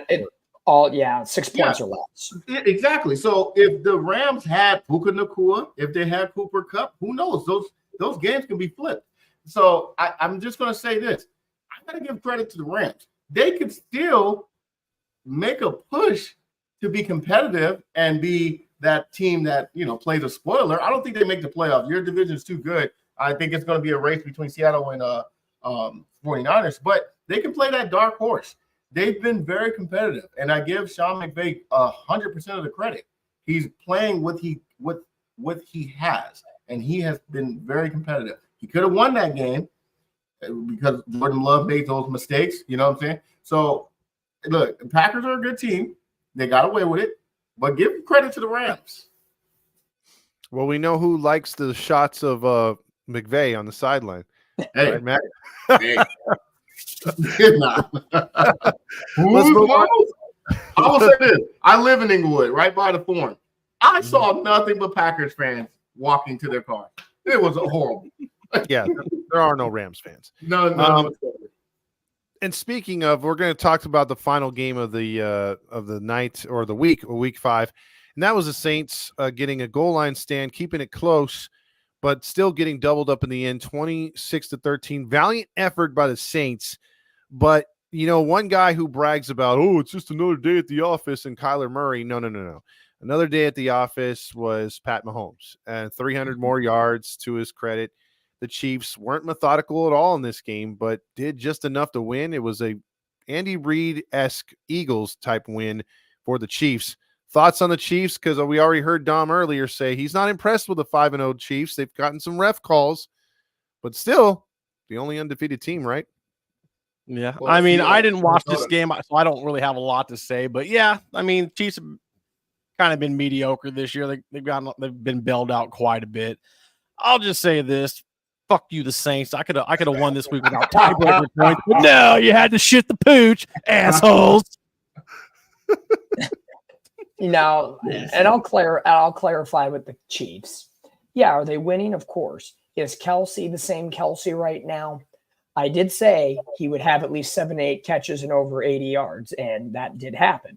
So, they are missing Rice, who's going to miss the season. They have some injuries with Pacheco and on the running game. Yeah. Their defense is still pretty rock solid. So, yes, the Chiefs are doing what they're doing. They're not winning in as dominant fashion as they have in the past. So that's why I don't put them as, 5-0 impresses me. Okay, there's a couple flags. Yeah, whatever. Overall, what's going to hurt now, I think the NFC South is only a 2-team race. I think the Saints are out. Derek Carr is going to be out for a couple of weeks due to back and oblique issues they announced today. So they got to go to the backup quarterback, which for years, Jameis Winston, He not there no more. They have rookies, 2 rookies on the back end. That is not going to spell well. And they go into a divisional matchup at home against Tampa Bay, which should be a must-win situation after losing to the Chiefs. I don't think so. So I can appreciate what the Saints tried to do and keep it competitive. But yesterday happened exactly how it was supposed to go. Chiefs win, Saints get banged up. I'm gonna say this. It seems like the Chiefs have been playing cruise control all season. They've been winning games, not dominantly, but they've just been winning games just enough, playing just enough to win those games. And yes, they have gotten a couple of calls from the refs that allowed them to win, but it just seems like they're just playing in cruise control. And that's all you really need to do, because once you get to the playoff, that's when you turn it up a notch. So I'm not worried about the Chiefs. They haven't really stood out as like, oh my God, they're the most dominant team in the NFL. No, they're not, but they're winning games, and their winning game, it seems very easy. Like they're just in cruise control. So I'm not impressed with the Chiefs, but I'm impressed with their record. So it looks like they can continue this little stride they got going on. I think that's the way to put it. I have to agree 100%, Matt. You're impressed with the record, but not with the team's play. So there you go. So that ends week 5, guys. Week 5 out of 17 total weeks, or as far as like 17 games. I'm gonna get you next week, Randy. You watch. I'm tired of being in second place. I need my first win, so you shut up, Matt. I got to get one. You've already won one. Or has Matt won a week yet? No, it's been Dom, and it's been Dom the first 3, and I've been owning that ass the last 2. I've been in second place for 5 weeks, man. I'm tired of second. Sounds like champagne problems to me. Let's see if either Randy's streak comes to an end, Matt gets his first dub, or Dominic continues to dominate, because so far I suck. Let's jump into these games, shall we? First, showing the prediction standings. Dom in first, Matt in second, Randy's right behind him in third, and I'm pulling up the butthole at fourth. So might be a good week this week. Let's check it out. Let's see. This is one, guys, where I'll happily take this as my only victory if this comes to fruition. Niners go into Seattle in the short week, which is tomorrow. Niners 2-3, 0-2. This is the rapid fire part of the show, guys. So get ready, and gals, throw your picks up in the comments, and we will have them for next week. Niners going to Seattle. Seattle's 3-2 at home. Tickets going as low as 115. Niners are a 3.5-point favorite on the road. 48.5 is your over/under. 63 degrees and cloudy to mixture of clouds, whatever. Let's go, Randy. Let me take first shot at this. Yo. It's loading. All right, there we go. I like my Seahawks, and I'm gonna. That is the homer pick of the week. No rhyme or reason, because I think this is about as evenly matched as they've been in a while. I'm scared of the 49ers. I hate to admit it, but damn it, we need to win. I'm just gonna make everything easy. I'm just gonna say my picks this week. I'm going 49ers. All right, Dom, you're on the clock. For me, it's the same exact reasons that Todd mentioned, but just flip it and pick the 49ers.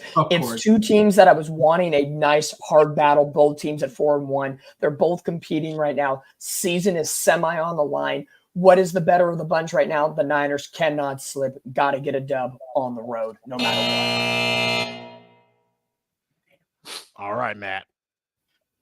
I ain't gonna lie, man. I'm torn here because this morning I picked Seattle, then I flipped it and picked San Francisco. I don't know, man. This seems very evenly matched. It's a divisional game. I just say San Francisco got more to lose, so I'm going to pick with the Niners. They're not going to lose 2 games in a row. So if we win, I automatically get a game lead. So that's the Thursday night game. It should be a good one up there in Seattle. Either way, it's a division game. Sunday, October 13th, we'll kick off the morning game all the way, I think, in London. That'll be the Jacksonville Jaguars, who are accustomed to going to London. They are 1-4 going against the Bears. The Bears. 3-2. Tickets going for $163. Chicago's the 2.5-point favorite. 44.5 is the over/under. Let's roll with it, Randy. Go. I actually, for the first time this year, I'm going to believe in the WNBA center, which is Trevor Lawrence. I think this one might be very highly competitive, and I think Caleb Williams will put up some numbers, but I think the Jags defense will come to play in this one. I can't believe it, but I'm picking the Jags to win over the Bears. What? I'm gonna probably piss Mario off because he's probably thinking I'm gonna jinx him, but I'm going Bears. All right, Dom, you're on the clock. Hey, in London, there's a lot of things that people love over there, and some of it's painted ladies. Well, painted nails is going to get the job done in that case scenario. I think the Bears are riding hot right now. Their defense is stronger than Jacksonville. So give me the Bears in this game. Bears. Damn. Mario getting nervous. All right, Maddie. Look, I don't think I picked the Bears all year. And I will say this, like you said, Todd, the Jags is used to playing in London. This is the Bears' first time. They might get jet lag. You know what I'm saying? So, it's like the Cowboys playing in Thanksgiving. So I'm going with the Jags to lose. Give me the Bears. This guy, Bears. I like that. He set us up just to, whatever. So the next game is going to be the midget from the Seven Dwarfs, new Snow White remake, Kyler Murray. Oh, my God. 2-3, going against the Green Bay Packers at home, 3-2 tickets going as low as 115. The weather will be 56 degrees and cloudy, so the weather won't be a factor. The point spread is 49.5. Green Bay is a 5-point favorite. Let's go with it. Take it. I like a little bit of the Cardinals in the first half. If you're going to tell me to pick a team for the half, I would pick the Cardinals to frustrate the Packers a little bit and maybe have like a 13-10 lead at halftime. But I think the Packers roll on them in the second half and win at home and win big. Give me go, Pack, go. You know what? I think I'm going to go Arizona this week. What about you, Dom? He's like, F you, Todd. I was hesitant on saying it last week, but I don't give a crap anymore. The midget is going to lose. Packers at Lambeau at home. You two are so disrespectful. I swear, I promise you.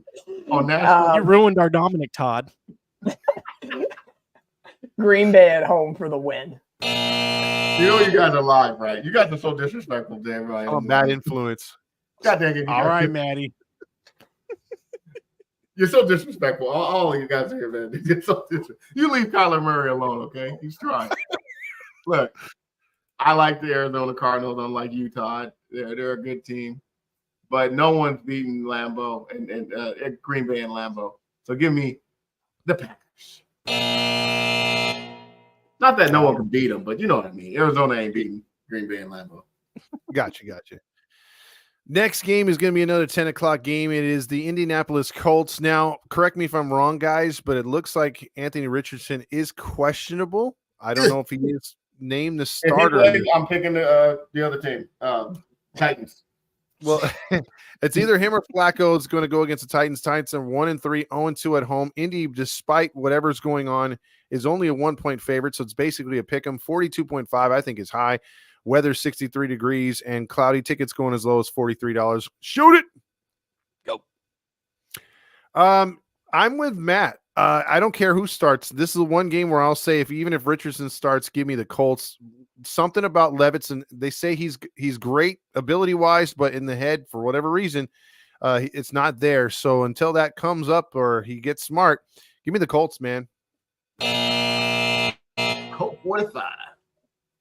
Yeah, I think in this one, I think I'm going to go with the better defense, and I think I'm going to go with Tennessee in this one. What about you, Dom? Very interesting. I'm going to align myself with Todd in this case. I don't think it really matters what quarterback, and I think if we're talking defenses, at least the Colts' run defense is not as bad as their passing defense. Tennessee will run the ball with Pollard more. Give me the Colts.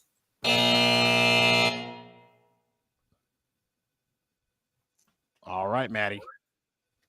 I'm going to be 100%. If Richardson starts, give me the Titans. If Flacco starts, give me the Colts. So with that being said, I'm going with the Colts because I feel like Flacco will start, man. They're not going to start Richardson. So give me the Colts. And if I see Richardson, I'm going to take a L. You know he's gonna message you, Randy, right before the game starts. Hey, they just announced it's gonna be Richardson. Switch my pick. No, I'm gonna Sorry, buzzard already went. Once the buzzer sounds, it's over. Yep. So the next game is going to be the Texans 4-1 going against the Patriots 1-4. Can we all skip the timer on this? Do we really all need 15 fucking Do we seconds really for need this 19 seconds for this one? No, but let me just finish a little breakdown real quick, and then this will be longer than the picks. For some reason, tickets are going for $128, lowest one. Wow. Houston is a 7-point favorite. 38.5 is your over/under. 57 degrees and mostly sunny in Foxborough. Give me the Texans to go 5-1. Texans. Houston. Yes, sir. New England, we have a problem. Moving on, Buccaneers Saints. This is a good divisional matchup if Carr was playing, but Dominic pointed it out that oblique was going to be holding them out. This one's going to be all over the place as far as the Saints trying to be creative offensively. They are 2-3 at home. Buccaneers are 3-2. Tickets going as low as $58. Tampa Bay is only a 3.5-point favorite. Over under is 41.5. They're indoors, so weather not a factor. Shoot it. What say you? I like Baker to struggle in this game. What? But they'll do enough to get the victory. I think when it's a divisional game like this, the Saints defense is very underrated, and I think the Buccaneers will struggle, but they will win this game and go to 4-2. All right. I think, I got all the love for Jake Heener, former Fresno State, but got to go with Tampa Bay in this one. What about you, Dom? I am on the Tampa Bay Buccaneers bandwagon in this case scenario. I think without Derek Carr, it changes the complexion of this game. Tampa Bay's got more weapons, and Tampa Bay left Tampa due to the Hurricane Milton that's going to hit. They're already in New Orleans, so travel will not be a concern. They'll be prepped, ready, go Tampa. All right, Maddie, finish us off. Only thing I'm going to say is I think Kamara has a good game. Other than that, give me the Bucs. There's no way they're going to win. Derek Carr is out for 2 weeks. Saints are, no. Give me the Bucs. Easily. The only thing Baker's going to struggle is not to blow them out. That's it. Okay. Now, speaking of blowouts, Matt, I liked how you wrapped that in there without even knowing the transition. That's how we're on the same wavelength all the time. This next game is my pick for the blowout of the week. Browns 1-4 go into Philadelphia to play the struggling Eagles. Do we need 19 seconds for the Come on. Philadelphia is a 9-point favorite. Over-under is a 43.5. Weather is 63 degrees and clear. Let's go for it. Go. Today I went to go see Transformers. Very underrated movie. I thought it was well done. Very, very good. They told the story as if I was a kid watching it the way it should have been without the humans. Very good. Philadelphia will win in an absolute blowout. Deshaun Watson sucks ass.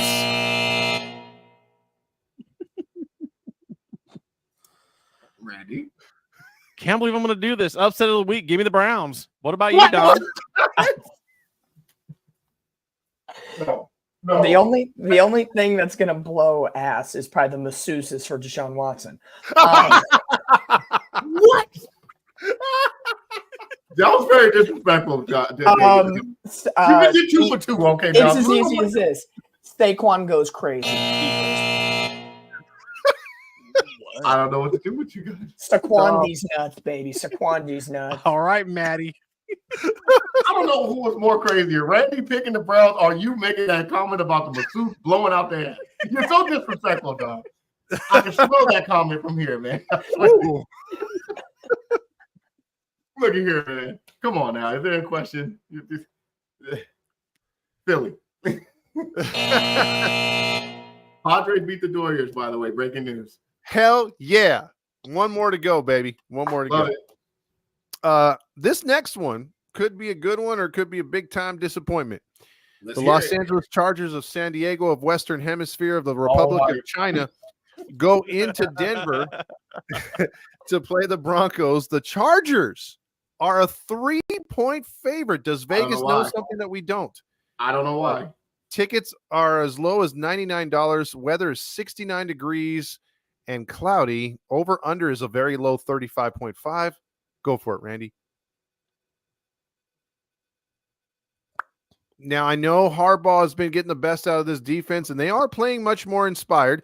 Justin Herbert hasn't given Harbaugh the full-on Herbert effect yet. He's still banged up, and something tells me, man, Denver's going to get that fourth win. I think defensively they're going to put up a stopping to that Chargers offense and enough offense on their own. Who'd you pick? Denver. Oh, okay. I No, yeah, I like the Denver defense. I think they're gonna crush them. Give me the Broncos. What about you, Dom? I think this is going to be a great defensive game. I think no team is going to get more than 20 points. I think it's going to be a double-digit game in the sense of like 17-13, maybe a lot of field goals. But I'm going to say Broncos country. Let's ride. I think they get a close win over the Chargers, but competitive. Wow. Mario must know something that we all don't know. Listen here, I've been to Denver, and I tried running in that atmosphere. It is death. Oh, you hear me? Death. DEFF. Death. There's no way the Chargers are no. That mile high is crazy. Give me the Broncos in that altitude and that atmosphere. Yeah, Broncos. Mario knows something we don't know. Okay, because he's picking the Chargers. That'll move us on to another 1 o'clock game right here. I'm getting an echo. Raiders. The Raiders taking on the Steelers. This is a classic matchup, and Raider fans in Vegas must think so too. $256 is the cheapest ticket. Pittsburgh is a 3-point favorite. Over under is 36.5. It's indoors. Go for it, Randy. Take it. So I like the Steelers in this game for several reasons. Even though Minshew, as I've said it before, I'll say it again. He's one good game, one good bad game. He had a bad game last time, was against Denver, was benched. But I think the Steelers do enough defensively, and it would take a monumental just lapse of everything for the Steelers to lose this game, in my opinion. Yeah, I'm in agreement. Steelers. Dom. I'm going to be in agreement. Steelers are going to get this one. I think McConnell will probably start over Minshew. And I'm going to say the Pittsburgh defense is going to have at least 5 sacks in this game. They're going to plow through that offensive line. No doubt about it. This is a Steelers defensive clinic. TJ Watt kind of game. Mm-hmm. Yep. All right, Maddie. I will say this. I say Devontae Adams get traded by the end of this week. And with that being said, that's going to crush the Raiders' aura. So give me the Steelers to win this one in a close one.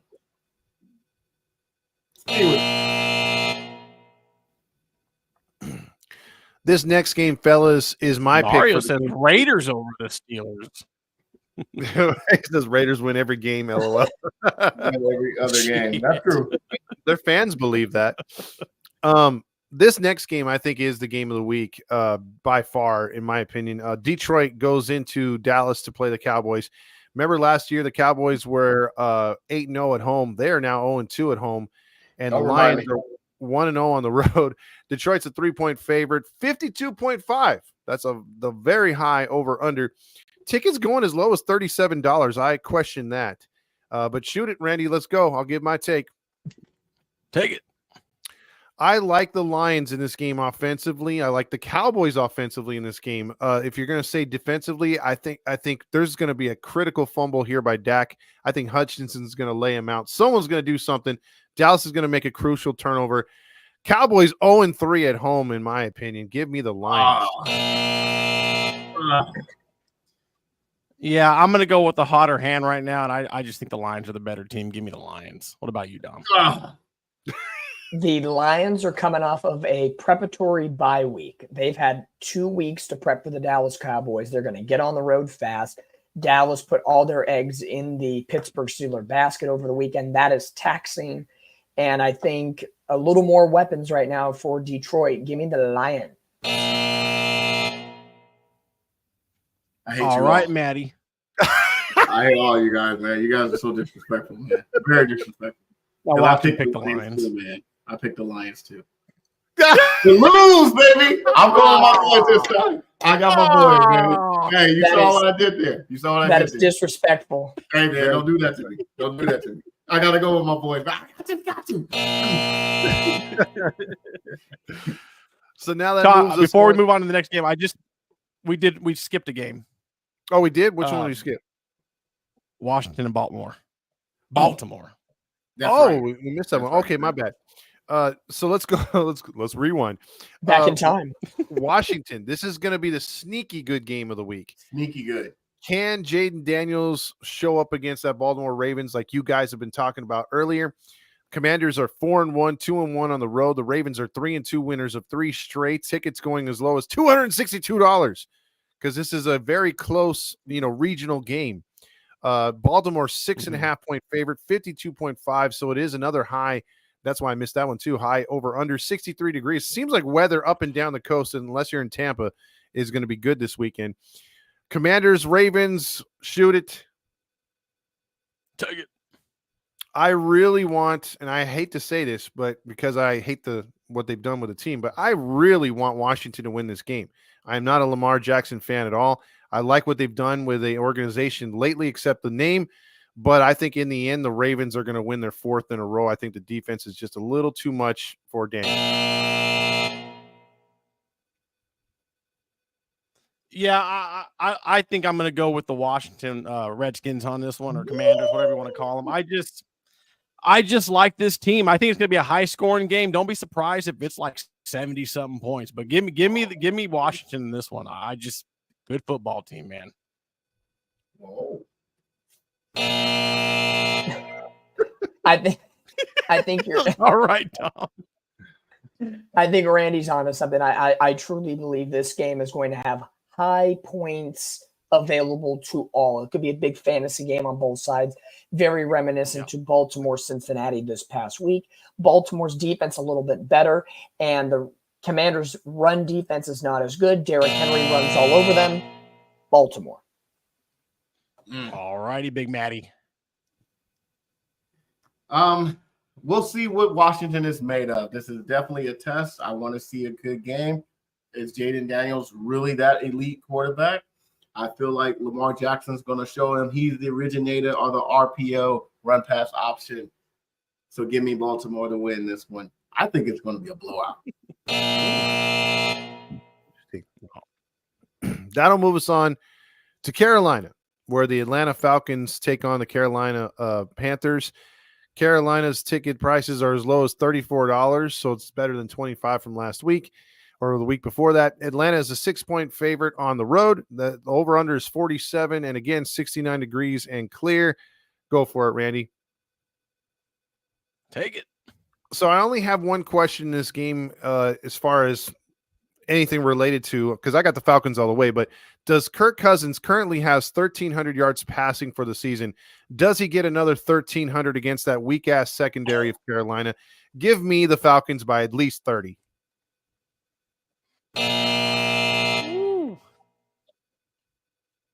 Yeah, I'm in agreement. Yeah, the Falcons by at least 20. Yeah, at least. Dom? Yeah, Falcons, Kirk Cousins get the job done.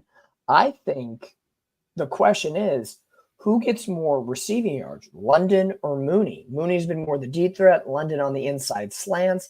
Mooney. I don't think it's all team. They're all one team. They don't care. The dub matters. Give it to Hotlanta. What say you, Matt?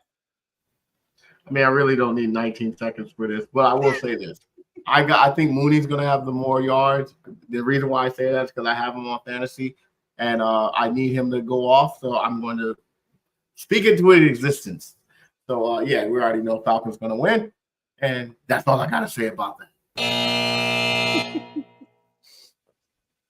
Now, there's a couple ugly games on the docket this week, but this one could potentially be really ugly because of the implications for the Bengals season and also the Giants as bad as they are. And we all thought Dabo could be fired right away.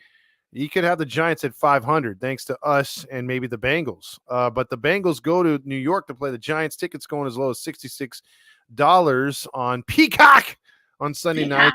61 degrees and clear. Go for it.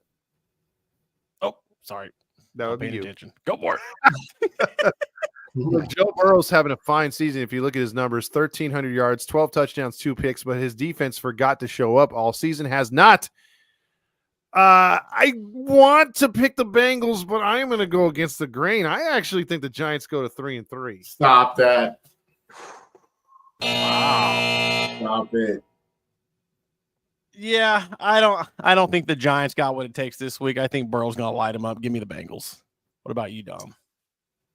Burrow is taking no prisoners. After what he said to the media, he put everybody on blast. Jamar Chase, 2 straight games of elite wide receiver. T. Higgins is coming into his own. The run game is starting a little bit, not great, but complimentary.